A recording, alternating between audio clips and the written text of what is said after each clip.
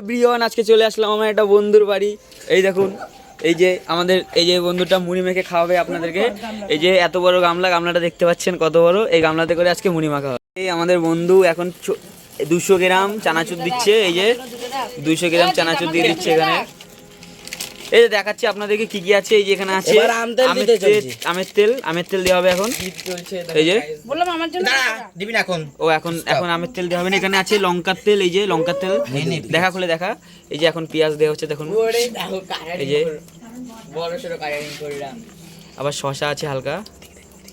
এই যে আমাদের কাকি কাটছে। এই যে আদা দেওয়া হলো।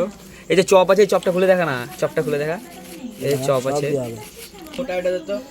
এই যে একবার মুড়ির জাস্ট শোটা দেখুন, এখনো তো পিকচার বাকি হে, अभी तो शुरू हुआ। চপ দিবি। এই যে দিচ্ছে ছোলা। এই দেখুন ছোলা মোলা।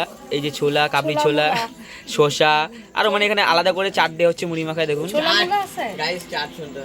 এই মুড়িটা জাস্ট মুড়িটার ছবিটা দেখুন। এই যে আমাদের পাড়ার দোকান থেকে নিয়ে আসা কাকিমার চপ।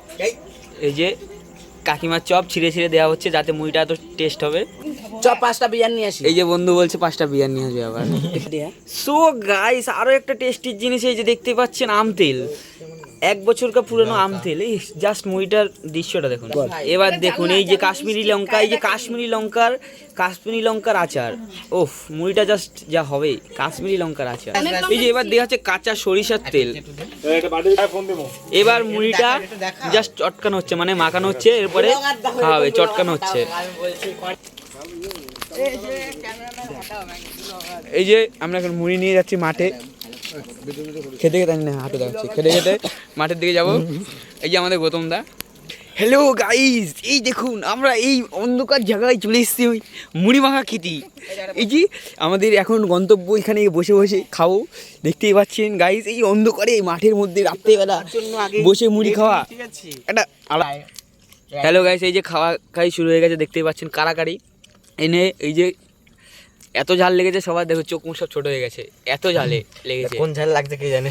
ঠিক আছে তো গাইস, নেক্সট ব্লগে দেখা হচ্ছে আপনাদের সাথে। এই ব্লগটা কেমন হলো অবশ্যই